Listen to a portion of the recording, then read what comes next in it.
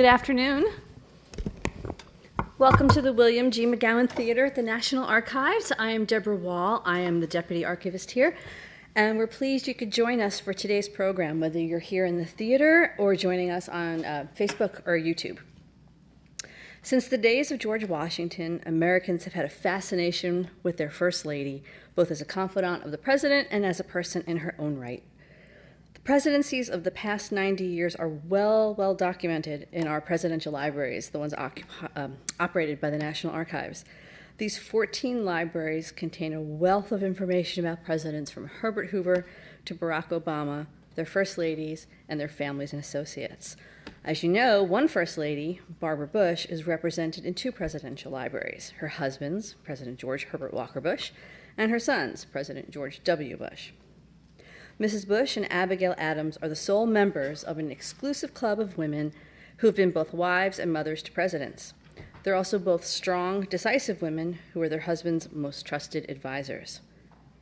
In writing about Susan Page's new biography of Mrs. Bush, NPR's Jessica Taylor says, the book paints a larger portrait of, perhaps, one of the most underappreciated, least understood figures of the last century, one who vitally shaped two presidencies.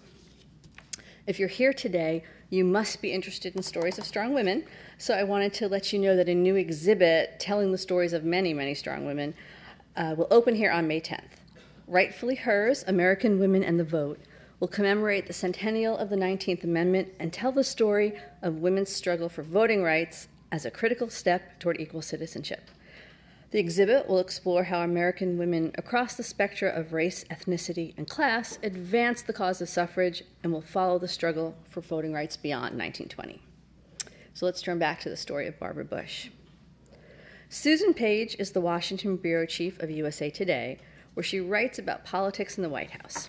She has covered 6 White House administrations and 10 presidential elections, and has interviewed the past 9 presidents from Richard Nixon through Donald Trump, and reported from 6 continents and dozens of foreign countries. Susan appeared as an analyst on PBS NewsHour, CBS Face the Nation, Fox News Sunday, NBC's Meet the Press, ABC's This Week with George Stephanopoulos, CNN's State of the Union, CBS This Morning, and other television and radio programs. To guide this afternoon's conversation, we're joined by Jennifer Rubin. Jennifer is an opinion writer of the Right Turn blog for the Washington Post. Previously, she worked at Commentary, PJ Media, Human Events, and the Weekly Standard. She covers politics and policy and provides insight into the conservative movement, the Republican and Democratic parties, and threats to Western democracies. Will you please welcome Susan Page and Jennifer Rubin?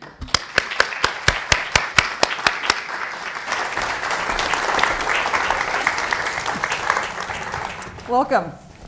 Thank you all for coming. I want to thank Deb Wall for that introduction and the National Archives for sponsoring this series. We're so honored to be here. And I especially want to thank my friend Jennifer Rubin, who agreed to be my in-conversation with partner on this and promises not to grill me with too much heat.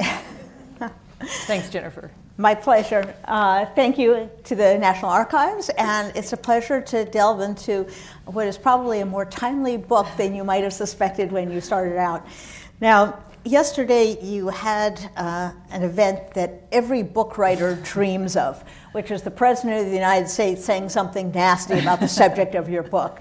Tell us about that, and tell us what you think of it. Well, Charlie Hurt of the Washington Times had an interview in the Oval Office with President Trump yesterday, and the fact that the book portrays Barbara Bush as being not exactly a fan of Donald Trump had gotten some press, and Charlie read what she said to me to President Trump, who then said, "I have heard that she was nasty to me, but she should be. Look what I did to her sons." So I think he did not like this, like the book. And you know, there have been many days since Barbara Bush died, almost exactly a year ago. She died a year ago this month. There have been many times when I wish I could have another interview with her and ask her what she thought about something. And I did have that feeling, I have to say, yesterday when I heard what the president had said about her views of him. So what do you think she would have said? So, first of all, she would have agreed with him that one reason she didn't like him was because what he did to her son Jeb during the 2016 presidential primaries. They were of course competitors for the Republican nomination, but Donald Trump was pretty harsh on Jeb, and as he has done with other competitors, he gave him a disparaging nickname, low energy Jeb, and defeated him. And she didn't like that at all. But it is not fair to say that's the only reason that she didn't like Donald Trump. And in fact, in reading her diaries, which was a great privilege while I was working on this biography, the references to Donald Trump start in 1990, well before he's a figure in politics. And she called him in her diaries a symbol of the greed of the 1990s. She in her diary, she noted his divorce from Ivana and their nasty public fight over that. So it wasn't only because of the negative things and the fact that he defeated Jeb Bush. Barbara Bush was no delicate flower on things like this, and she would not have been dismayed or disrupted by the fact that the president had criticized her. Maybe she would have liked it. Well, let's start at the beginning. How did you come to write the book? Well, let me ask the audience here, and thank you for coming, so that my nightmare that it would just be Jennifer and I sitting here talking to each other. We would have no one in chatted, the audience. It would have been okay. So thank you for coming here even on a rainy day. Let me ask you, how many of you actually met Barbara Bush during your life? So a couple. How many of you, regardless of whether you ever met Barbara Bush, felt like you knew Barbara Bush? Yeah, I think, and one of the reasons that she struck me as someone I wanted to know more about is that in covering all these presidential elections, which is really my only job skill, so thank God we keep having them. In covering these elections, Americans thought they knew Barbara Bush, and they liked her as a rule. They thought she was decent and authentic. They thought she was very grandmotherly. Maybe that related to the white hair that she decided early in life that she wasn't going to bother to color. But I think, and it's true, she was warm, she was a grandmother, she loved being a grandmother, but that was a decidedly incomplete view of Barbara Bush, because she was also smart and tough and caustic. She could be a little mean. She was influential in ways that were not recognized at the time. I think some of that's generational, and some of it was her own preference and the preference of her husband and her son. But she lived a consequential life. One of the remarkable things about Barbara Bush is that she was born in 1925. She was born 5 years after women got the right to vote. And by the time she died, she had seen her son run against, or want to run against, the first woman to be nominated by a major party for president. Her life spanned dramatic changes in expectations and opportunities for women. And her life reflected those changes as well. So I thought she had a story that had not been told, and I wanted to tell it. We do know Barbara Bush is an exceptionally strong personality, but I think the book has some insights that may surprise people. One being how deeply and how long she experienced the death of her daughter. Can you tell us a little bit about that and how that affected her really throughout her life? Jennifer, I think this was the biggest surprise in writing this book, because the thing that you want to do if you're a biographer, I guess I'm a biographer. You now. are a biographer, okay, all right. yes. Because the book's actually out now. It's my first book, so I don't want to presume. But I think what you want to do is find out what shapes somebody that maybe is not so well known. Now, the fact that the Bushes had a daughter, Rubin, who died at age 3, died in 1953 of leukemia, is a well-known story. That's a story that's been known. And when I wrote my book proposal, the thing that you send to publishers to try to get them to buy your book, I had the first chapter as the 1988 campaign, the campaign that put George H.W. Bush in the White House. And I had the chapter about Robin's illness and her death where it fell chronologically. And when I wrote the first draft of the book, that's also what I did in organizing it. And it was just wrong. It just felt wrong. It didn't hang together. Because the 1988 election may have been the defining event for George H.W. Bush, But it was not that for Barbara Bush. For Barbara Bush, her daughter's illness and death was the defining event of her life. It was something that affected everything about her. It made her impatient with prattle. It meant she just decided she wasn't going to put up with that. It was one of the reasons she could be so brusque. It made her empathetic for people who had encountered tough patches through no fault of their own. It meant it affected her views on abortion. It affected her views on the AIDS HIV crisis that was developing when President Bush moved into the White House.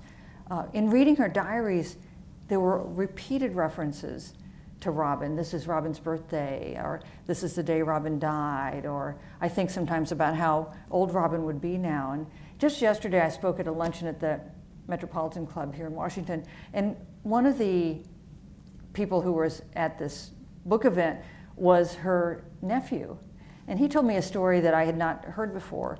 He said that he was at the burial for his grandmother, and Barbara Bush was there in an advanced age. And she told him that this was the most joyous time of her life, these final years, because she knew she would see Robin soon.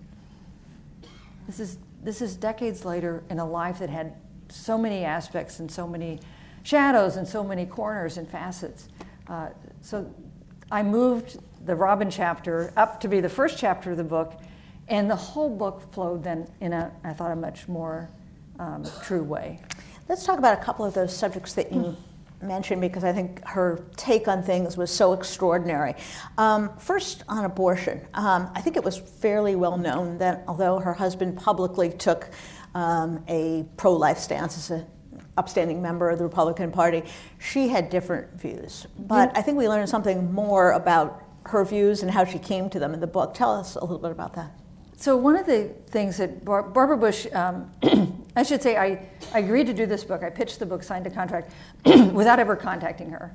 And I did that because I thought if she said no, she said no, I won't cooperate with you, I'd be greatly discouraged, and maybe I wouldn't do this project that I wanted to do. But I was always also worried that if she said yes, that she would think she had some control over what I wrote. And I didn't want to do an authorized biography. I wanted to do an independent work. I wanted to feel free to write whatever I found.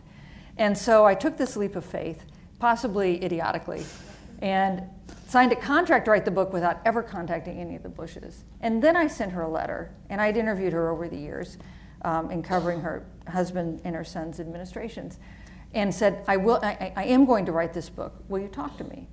And she agreed that she would give me an interview, and I went to Houston and interviewed her once. And at the end of that interview, I said, can I interview you again? And she said yes. And I interviewed her twice, and a third time, and a fourth time, and a fifth time. And at the end of each interview, I would say, can I interview you again? And she would say yes. So we had no grand master plan, but she was just enormously cooperative. But in the first interview, she said, don't even ask to see my diaries because you can't see them. And this was said in that emphatic Barbara Bush way, so there was really, I was afraid then to ask to see your diaries. And I could understand that, because how personal are your diaries? I mean, I don't keep a diary. Do you keep a diary? Yeah. You do? I don't. No. Does anyone here keep a diary? And if so, could I see them? But at the end of the fifth interview, and each time I interviewed her, her health was a little worse. She was 92 years old and not in good health, although mentally incredibly sharp. At the end of the fifth interview, she said, I've decided you can see my diaries, all of them. And I had the worst possible response as a journalist. I said, are you sure? You know, if somebody offers you documents, do not say, are you sure you want to give me these documents? You should just take them. But she said yes. And it's interesting that this turned out to be the last time I ever saw her. We had scheduled a sixth interview. I'd flown to Texas for it, in fact. But the night before the interview, she fell, she broke her back, she went into the hospital. She never recovered. I never saw her again. And do you think she knew she was going to pass at the time she gave you the diaries? You know, I've thought about that, and I think she must have. Don't you think she thought, and of course, I thought we were going to have this sixth interview. I think she knew at least that was possible. Mm-hmm. And that we still had more things to talk about. And she still had more stories to tell, and one way to do that was to give me access to her diaries. So these diaries are stunning. They started in 1948. She started keeping diary before I was born. And the span till the final entry she made was 12 days before she died. So the diary wasn't something she kept every day. There would sometimes be passages of her life where there are no diaries, but it is something she returns to again and again.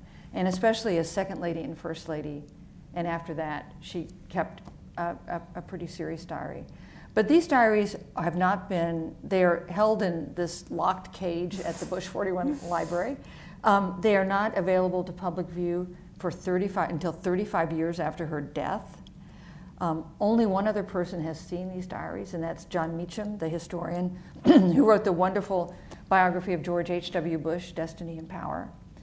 So they would bring out, the archivist would bring out these boxes of papers that had not been, many of them seen by anybody but Barbara Bush. And there would be pages stuck together, you know, like if maybe she'd had jam on her jelly or on her toast that morning, pages stuck together, or things out of order, papers stuck in there, letters added. And I was looking at her diary from 1980, the year her husband was making his first bid for the presidency. And I opened it up, and there is tucked into it 4 sheets of paper folded over and stuck in the diary, yellowing. I opened them up, and the top of it says in her handwriting, her distinctive bold handwriting, "Thoughts about abortion." And what followed was a letter, essentially a letter to herself, trying to figure out what she thought about abortion, because she knew she was going to be asked about it during the 1980 campaign, and she wanted to figure out what she thought.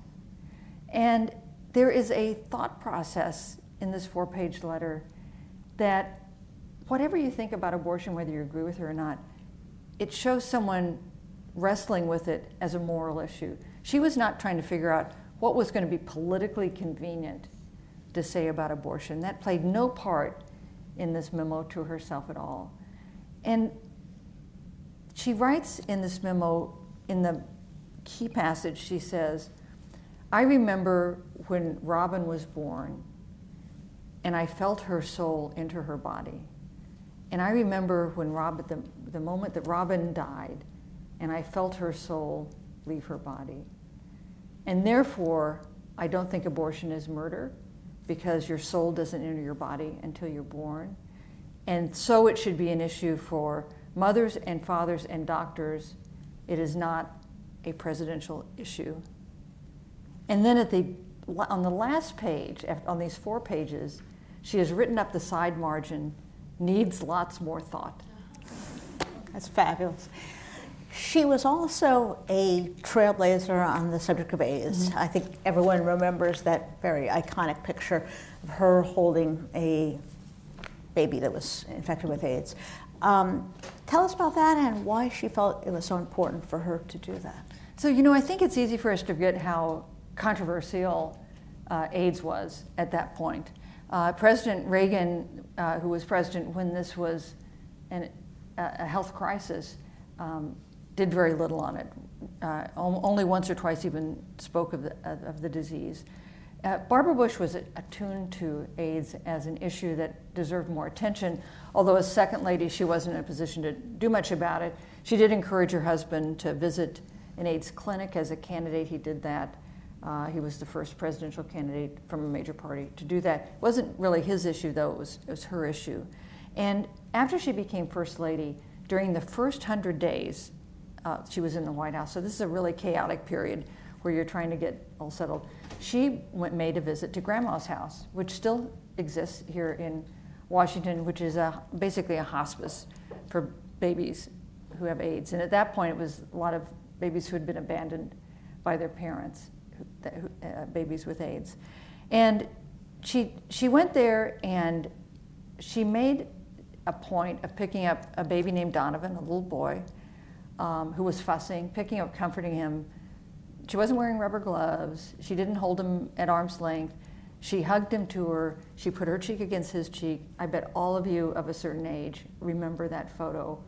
And it was a really powerful statement that you couldn't get AIDS by picking up a baby who had AIDS, which a lot of people were afraid of at that time. And she didn't scold anybody, and she didn't make a policy speech. She just made sure that the photographers who were with her got a picture of that. And the other thing she did, she had a closed meeting with some adults who had AIDS, who had come to Grandma's house to meet with her. And Lou Toscani, one of them, said to her, you know, everybody thinks the babies are blameless, but we need a hug too. And so at this private meeting, she said, I'll give you a hug.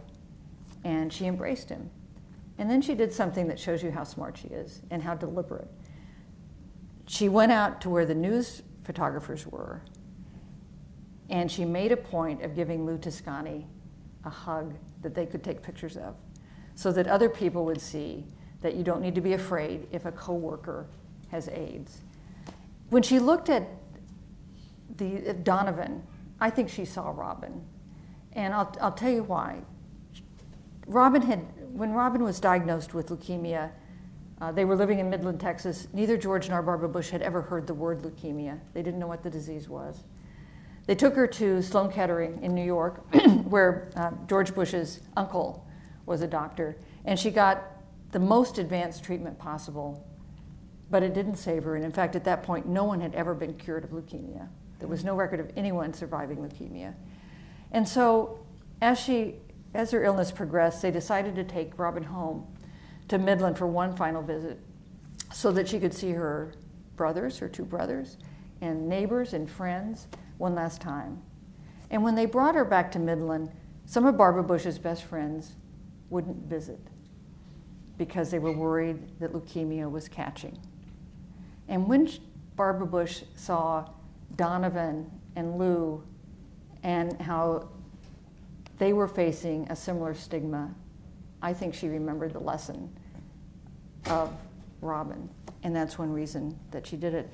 And in reporting this out, I talked to a very good friend of Lou Toscani's, who was then, at that time, working on Capitol Hill. And 2 years after that Barbara Bush visited Grandma's house, Lou Toscani was dying of AIDS in a hospital and was having a very tough time. And so his friend called the White House and asked for the First Lady's office. He didn't have a name, he didn't have a connection. And Anna Perez, who was then the press secretary, got on the phone with him. And he said, look, there was a man, you probably won't remember this, there was a man who met Barbara Bush at Grandma's house, and they talked, and Anna Perez said, oh, Lou Toscani.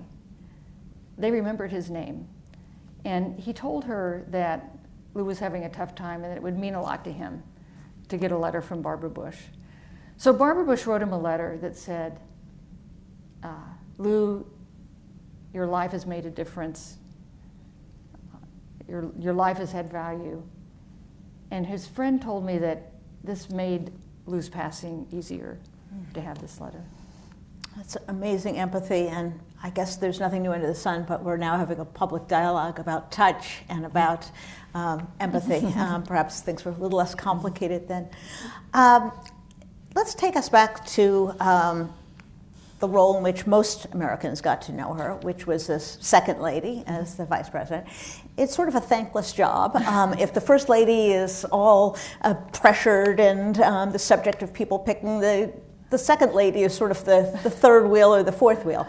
Tell us how she adjusted to that. And also, I think we sort of had a sense she didn't get along very well with Nancy Reagan, but that would be an understatement, I guess. You know, she told me she loved being second lady because no one cared what you said. So there you go. All these things that she would say later that she would sometimes have to explain or apologize, you didn't have to do as second lady because nobody was paying attention. But one thing that made the job hard was friction with Nancy Reagan. I mean, to say these two women did not get along would be understating what happened. I mean, and I tried to figure out why, because in some ways they're distant cousins, which I don't think either of them knew. I found that when I was looking at Barbara Bush's genealogy. They were born within a few years of each other. They both went to Smith. They both married men they adored. They were both crucial political advisors to their husbands who achieved the highest office in the land, but they really hated each other. I mean, that's the word Barbara Bush used. Not that she hated Nancy, but she said, Nancy Reagan really hated me. And I think that there's some evidence of that. And the friction was some of the scenes, some of the stories that I learned through doing researching this book were quite amazing. I'll just mention two of them. One, biggest social event of the Reagan White House was the dinner with Princess Di and Prince Charles, and where you saw John Travolta dancing with Princess Di, and it was the hottest ticket that the Reagan White House ever had. And for state dinners, the vice president has to be included by protocol. So the Bushes were invited to every state dinner, but Prince Charles was not head of state, and so therefore this was not a state dinner. And the original guest list from the social secretary went to Nancy Reagan and had as guests President and Mrs. Reagan, Vice President and Mrs. Bush, and then it had the other people that the social secretary thought they would invite to this dinner. And Nancy Reagan picked up her pen and crossed out the Bush's name. And I know this because we went to the Reagan archives and we found the original guest list with their names crossed out. And I talked to a former partner of Mike Deaver, who was then the Deputy White House Chief of Staff and was very close to Nancy Reagan. He told me that Mike Deaver told him that Mike Deaver called Nancy Reagan and said, "You can't cross out the Bush's names." And she said to him, "Just watch me." And in all, you're gasping, I know, that's how I felt. And in the subsequent lists so there was repeatedly the guest list would come saying, here are the people who have accepted, here are some people we might want to add. And in every memo it said, and I would suggest that we add the vice president. And in every case, their names were crossed out. They were not invited, and that was quite a deliberate snub by Nancy Reagan, not by Ronald Reagan. They got along fine with Ronald Reagan. So fast forward a couple years, the Bushes move into the White House. Then Bush is defeated for re-election in 1992. They're flying back to Houston on what is no longer Air Force One because he's no longer president. It's a terrible day for them, right? It's a crushing defeat for George H.W. Bush that he hadn't won a second term, and that Bill Clinton, they'd just watched Bill Clinton be inaugurated. And Nancy Reagan did what she often did with the Bushes, which was give an interview that seemed negative about them. And in this case, she gave an interview to ABC in which she complained that the Bushes had not invited President Reagan back to the White House, which was not only not true, but President Reagan had been at the White House to get an award 10 days earlier. I mean, it wasn't even 2 weeks since President Reagan had been invited to the White House. And this was something Nancy Reagan did on several occasions. And so 2 days after she's moved back into this rented house in Houston, and they're still trying to figure out what has happened to them, Nancy Reagan calls. And first, Barbara Bush wouldn't take the call. And the next day, the White House operator called and said, "Aren't you going to take Mrs. Reagan's call?" And she said, "Okay, I'll take Mrs. Reagan's call." And Nancy is kind of friendly and says, "Oh, I want to explain about this interview you may have heard of." And Barbara Bush had, after biting her tongue for like more than a decade, had had enough and said, "I don't want any more explaining from you. Don't ever call me again." Then she said, "Oh, I hear another phone ringing." There was no other phone ringing. And she hung up. And they never had another extended conversation. That's remarkable. She did have an interesting relationship with someone else, though. And I don't know that this was well known at the time. Perhaps people who were intently interested in foreign policy. Who was her special friend when she was First Lady? So you maybe remember, so Reza Gorbachev was kind of a prickly person. And Reza Gorbachev and Nancy Reagan had a famously friction-filled relationship, a fraught relationship, that became the stuff of a lot of gossip and amusement because neither of them did much to hide what they thought of the other.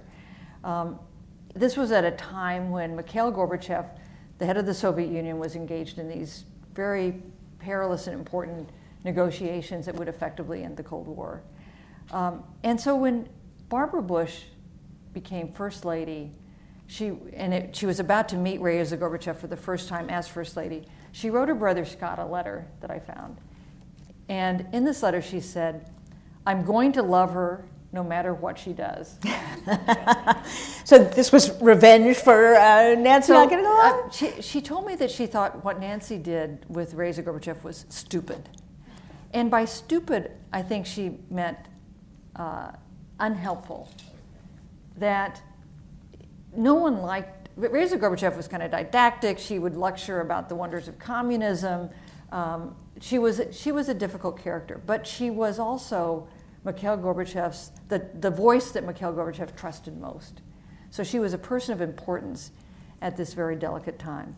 And I think Barbara Bush thought that it was not smart for the wife of the president to have a difficult relationship with her, that it would help her husband and it would help the country if she could forge a different kind of relationship with Reza Gorbachev. And she set out to do that, and she did. She spent a lot of time with Reza Gorbachev. She corresponded with her. She invited her to go with her when she gave a speech at Wellesley College, a famous commencement address. Reza Gorbachev went and spoke as well. She was deferential to her. And I was curious to try to figure out whether it made any difference that she made this effort to get along with Reza Gorbachev. And Reza Gorbachev came to see her as a friend. I actually once asked Barbara Bush, so were you friends with Reza Gorbachev? And she said, friends is a big word. So I think that meant that I didn't actually feel like her friend, but we did have a relationship that was positive and productive as opposed to unproductive. So here's a question I had working on the book. Did it matter that she did this? And here are two platinum sources that say it did matter. I found a record of a conversation that the West German Chancellor Helmut Kohl had with Gorbachev, Mikhail Gorbachev, during this time, that material that's been declassified by the German government.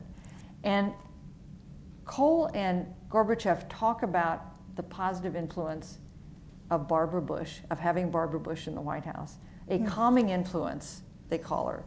And there's the reference where Kohl says, and we did not talk about other women, which I'm pretty sure means we didn't talk about Nancy Reagan. They didn't focus on the past. They talked about how both of these key world leaders thought it was a good thing that Barbara Bush was in the White House.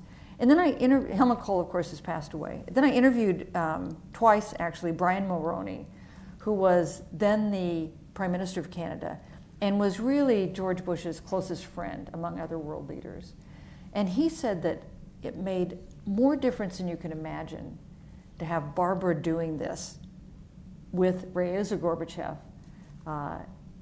when these negotiations were going on.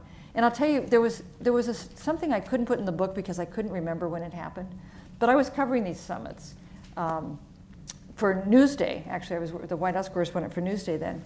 And I remember at one of the summits watching Barbara Bush and Reza Gorbachev come out of some formal meeting holding hands. Now, I guess adult women in Russia may hold hands, but I can tell you adult women in the United States generally do not hold hands. And Barbara Bush looks like she's just as happy as a clam to be walking down the street holding hands with Reza Gorbachev, and that is how much she wanted to be her friend. That's fascinating. We do look back, perhaps now more than ever, at the Bushes as sort of emblematic of public service and of dedicating their life. She followed her husband, obviously, everywhere, and at some personal cost. I had no idea, however, that at one point she contemplated suicide. Tell us how you learned about that and how that occurred and how that resolved itself. You know, she actually had a reference to it in her memoir, and it got almost no attention. I couldn't find anybody who kind of picked up on it in her memoir, but of course her memoir was an enormously valuable resource for me, so I saw it in there, so I asked her about it. And it was in 1976. She and her husband had just moved back from China, where he had been the top US diplomat in China. and taken a job to head the CIA, a job that she had told him not to take because he really wanted to be president, and she thought heading the CIA was not a natural path to the presidency, but he took it anyway. And he is no longer able to share his work with her, right? Because he's working at the CIA and it's all top secret. And as she said, I can't keep a secret. I could keep a secret for a day maybe, and then I'd tell somebody. So she was suddenly shut off from being part of his professional life. It was also a time when she had an empty nest at home. Her kids were all away at school or starting their own lives as young adults. She was going through menopause, and she thinks that may have been a factor in all this. But she found herself falling into a really deep and serious depression. And she would be driving. She told me she would be driving, and she would feel this impulse to plow the car into a tree or to steer the car into the path of an oncoming car. And that she would have to pull over to the side of the road and stop and wait for the impulse to pass before she started to drive again. That she would weep every night. The only person who really knew what was going on was her husband, because she would cry every night about this darkness. And she, in retrospect, she says she wished she had sought medical help. She urged others to do that. She didn't do that herself. And it was really only after time passed that she began to pull out of this depression. One thing she did that she thought helped was she went and volunteered at a hospice. She had ever since Rubin's death, she had volunteered at hospitals off and on. And she went and did that, and that made her feel a little better, she thought. And she eventually came out of it, but it had a great, and here's, we think of her as being so stoic. And in doing this book, many people close to her just didn't believe how it had been serious. They did not understand how serious this episode had been in her life, because they saw her as, many of us see her as a very strong-minded woman of steel, but this was a time when she was troubled. And I think it had an impact on her because it made her, she has that kind of New England granite attitude where you suck it up and you work your way through hard times. And I think it made her feel that that wasn't always the case, and that people who struggle with drug addiction or mental illness, as one of her granddaughters did, that it was not their fault. And you can't just expect them to pull themselves together sometimes. And in talking about her granddaughter in her diaries, there's never a sense of that. Her sense is always, I wish we could do more. What can we do? I hope for the best. So it made her more empathetic, I guess, with the fact that people can encounter hard times, and sometimes it's not their own doing, and they need some help to get through it. We do have this tremendous nostalgia for the Bushes. We lost them both last year, as well as John McCain, who, though of a different generation, we somehow associate with the greatest generation. Was she aware of her place in the sweep of history? And what did she think of our modern politics, that we've come so far that those people literally do not exist anymore? I think she's really a woman of her generation in that she was very comfortable being the helpmate, being the person behind the scenes, making sure her husband got the credit, having her life be dedicated to making his life more successful. So there was never a sense of her bristling at the role she had. When their family was young, she was the one who raised those kids in Texas while he was off building a business or pursuing a political career. And she didn't mind that. But I think she recognized that she had become much more than that by the end of her life. I mean, her life reflected the changes for women in this country in a profound way. And I think that may be one reason she cooperated with me, because that side of her had not really been, I think, explored. And you think about 1980 campaign, he's running for the first time. His campaign is not at all sure she's an asset. She had stopped coloring her hair. She had some wrinkles. She made fun of her weight. She was always a few pounds overweight. And the campaign worried about this because they worried she looked like his mother, not his wife. And her sister-in-law came and talked to her about it. What are we going to do about Barr? And this was incredibly wounding to her. The idea that she might not be an asset. She was always insecure about her looks. This just made things worse. And I went back and looked at the campaign literature and the ads that George Bush ran in 1980. And she is not featured in any of them. She doesn't appear in the TV ads. And in the campaign flyers I saw, she's mentioned in some of them, but in many of them, it's not mentioned that he's married. In one of them, there's a picture of him, and there's a woman standing behind him looking adoringly at him, but she's not identified. So you don't know if maybe she's stalking him, possibly a wife. And I can't tell you how much that had changed by the end of his political career. So in 1980, he's elected vice president. In 1988, he's finally elected president. She plays a bigger role in that campaign. She was, in fact, an important political advisor behind the scenes to him in 1988. And by the time he runs for re-election in 1992, and she's spent 4 years as First Lady, he is riding her coattails because she is the most popular woman in America, more popular than he was. I'm going to ask our distinguished author one more question, but if you have questions, I'm going to suggest you line up at the microphones on either side, and we'll take some audience questions if you have them. Don't be shy. Go ahead. Or if you want to tell us about the time you met Barbara Bush, because some of you raised your hands about that. Very good. Barbara Bush clearly had sort of a march to her own drummer kind of attitude, and as you say, she did not suffer fools lightly. She also told her sons in public and in private what she thought. She publicly, infamously told Jeb not to run, that someone other than the Clintons or the Bushes should be president. And she also had sometimes her advice for the son that did become president. So what was that relationship like, and what were those episodes like from her vantage point? Barbara Bush was very close to George W. Bush. Her oldest son, he had been born when they were still at Yale, when George Bush was still going to Yale. He was their only child for a time. He was the only child of theirs who remembered Rubin. That was an important bond between them. And there was one more, which is they're really a lot alike. George W. Bush looks like George H.W. Bush. He looks like his father, but he talks like his mother. He's sharp and funny, and he can be impulsive, and they are very much alike in some ways. And that made them close, but it also made them clash. When George W. Bush was elected president, his father said, I'm not going to meddle. I'm not going to offer advice unless you ask for it. And George W. Bush rarely asked his father for advice in the White House. His mother did not make that promise. And she would weigh in ways that he thought was sometimes when he wanted to hear from her, and sometimes when he didn't. And one particular source of conflict was the war in Iraq.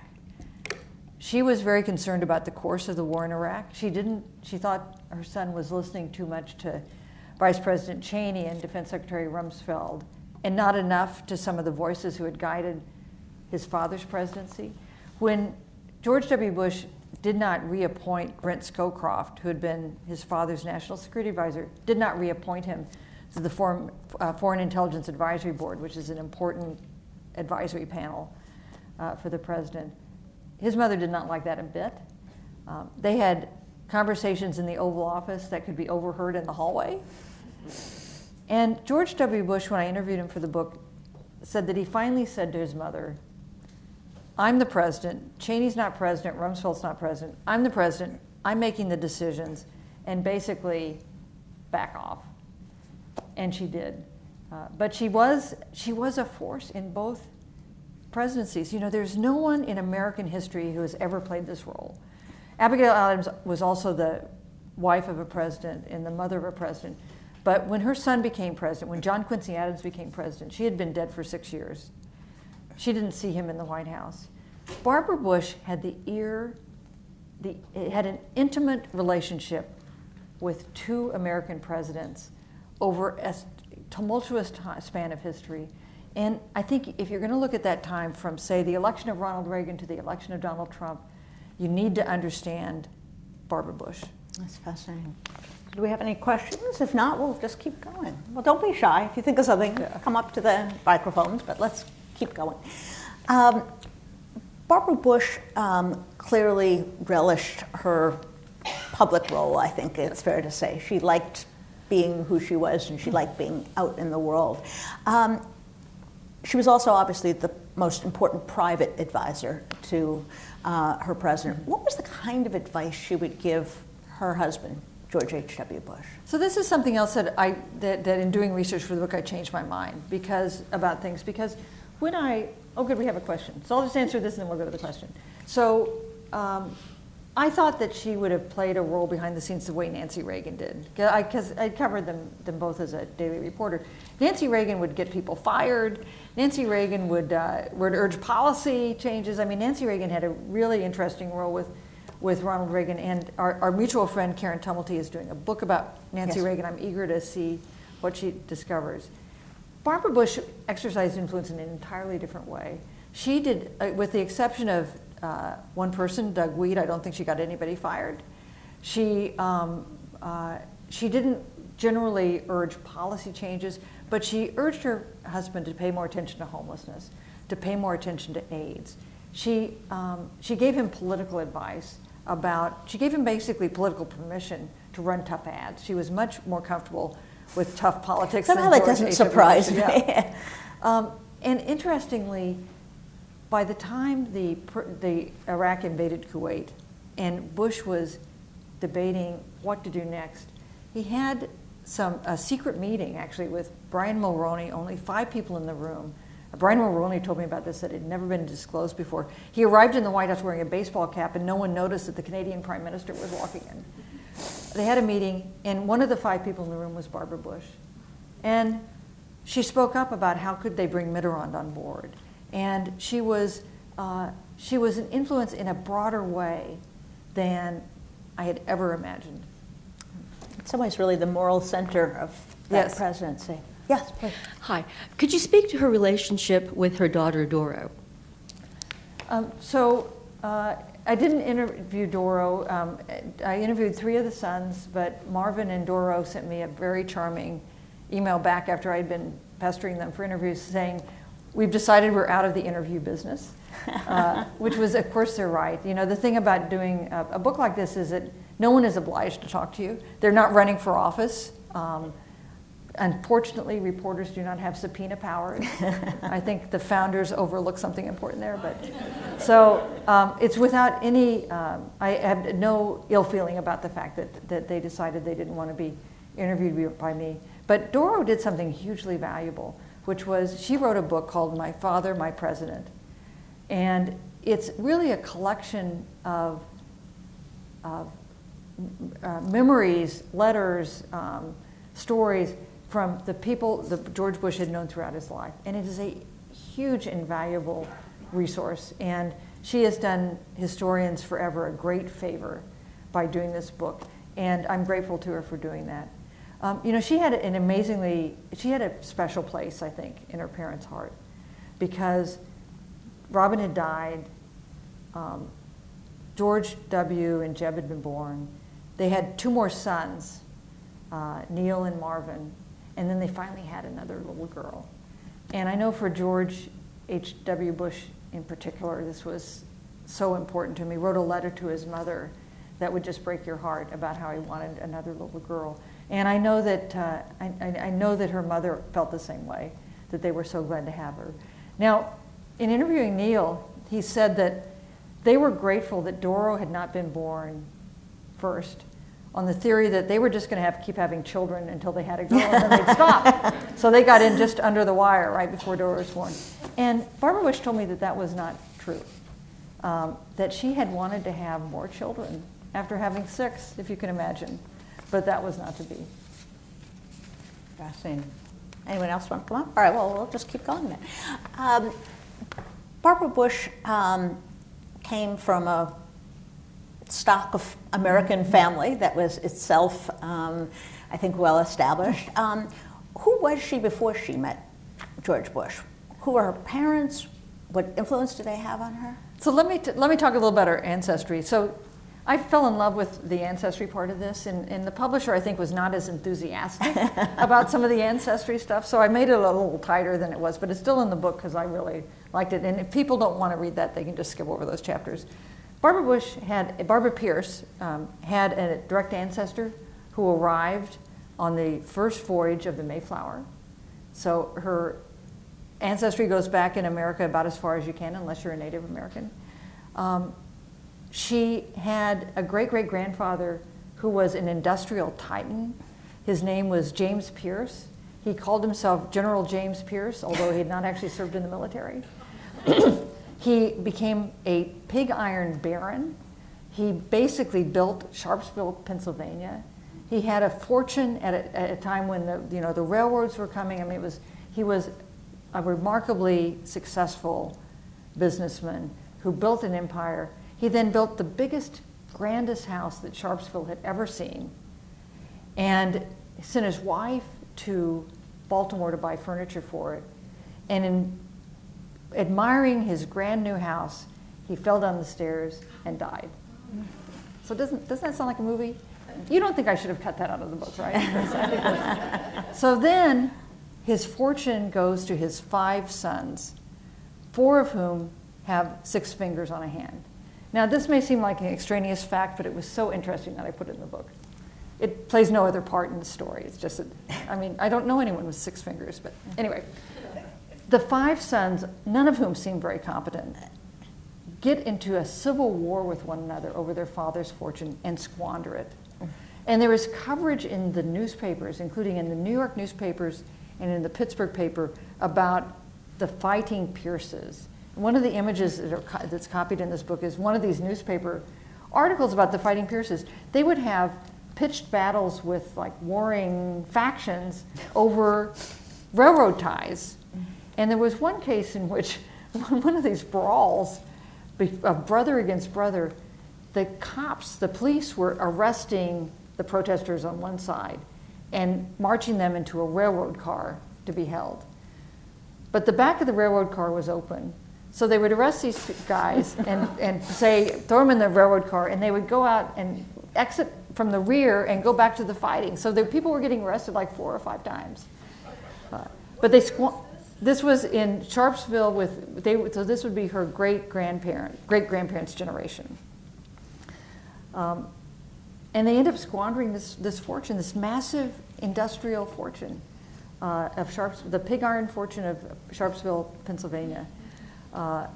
And so while her family, so you get to her father's generation, her grandfather's generation, her father's generation, and the money is, the social ties are still there, the social standing, but the money is gone. And in fact, while we think of her as being, a child of wealth, in fact, she was a child with great bloodlines, but not much cash. Her father Marvin, was a remarkable figure, and actually the descriptions of him reminded me a lot of the descriptions of George H.W. Bush. He was a great athlete. He was a handsome man. He was smart. Everyone knew he was going to do big things. And he became eventually president of McCall's. Her mother, though, was, I think, a more difficult character who favored her sister, Martha, who was pretty and slender, who was a model. She was so pretty, she was on the cover of Vogue for their college edition when Martha was in college. She had another brother who was always in trouble, and another brother who was sick through his childhood. And I asked her what roles her siblings and she had during their childhood, and she said, well, Martha was the pretty one, her older sister. Jimmy was the Peck's bad boy. He was the one who was always in trouble. Scott was the perfect one. That was her little brother who had serious illnesses during his childhood, spent a lot of his time in the hospital. And I said, well, what were you? And she said, I was the little fat one. And, she always made fun of herself for her weight. But in fact, I think her mother left her feeling bad about how she looked. And in reading her diaries, the first thing she notices about a woman is whether she's slender or not. Given a portrait of such a complex and nuanced figure with this long life, I'm sure there were things you didn't know Was there one thing that you learned or one insight into her personality that was the most compelling? You know, I'd have to say the impact of Rubin. Yeah. You know, I think that if there was one thing that I think I discovered that I didn't expect, it was that.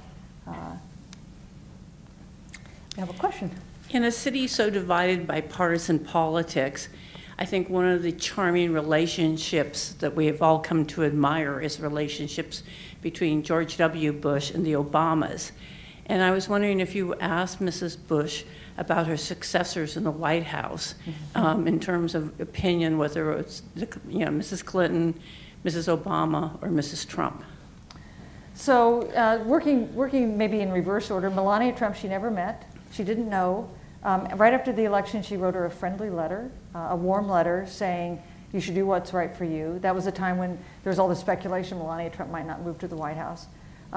She said, the White House can be a lonely place for a child, so you might want to let your son bring a friend to the White House.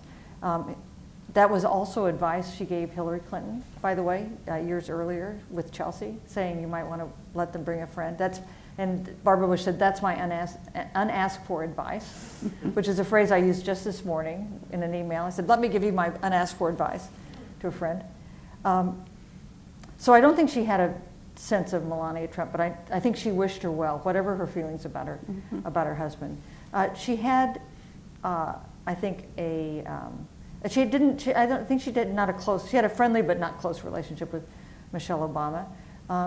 She had a tough relationship. I don't think she was, Bill Clinton won over the Bushes after he left the White House. He became really a close figure for George H.W. Bush. And Barbara Bush was a little harder to win over, but eventually I think she came to like Bill Clinton, who would come and see them every summer in Kennebunkport. I think she never warmed to Hillary Clinton. And in fact, in talking about Hillary Clinton, she compared Hillary Clinton's memoirs to Nancy Reagan's memoirs, which was not intended as a compliment. She said that both of them blamed other people for the things that happened to them.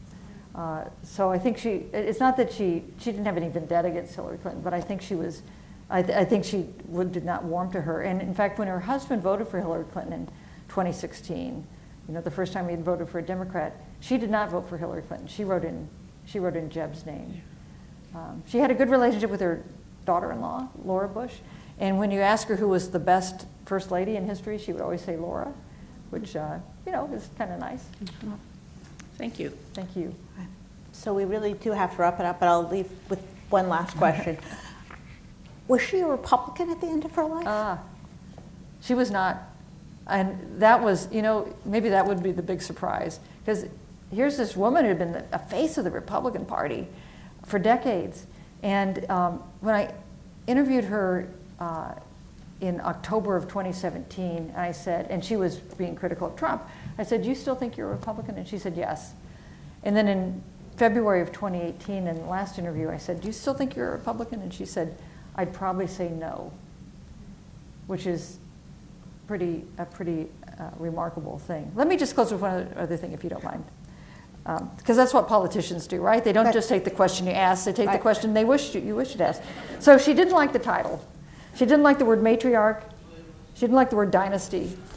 And I said, well, okay, what would you call this book? And she said, The Fat Lady Sings Again.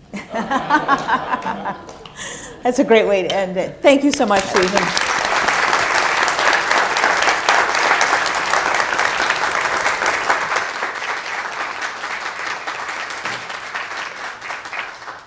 Folks, just a reminder, there is a book sale and signing.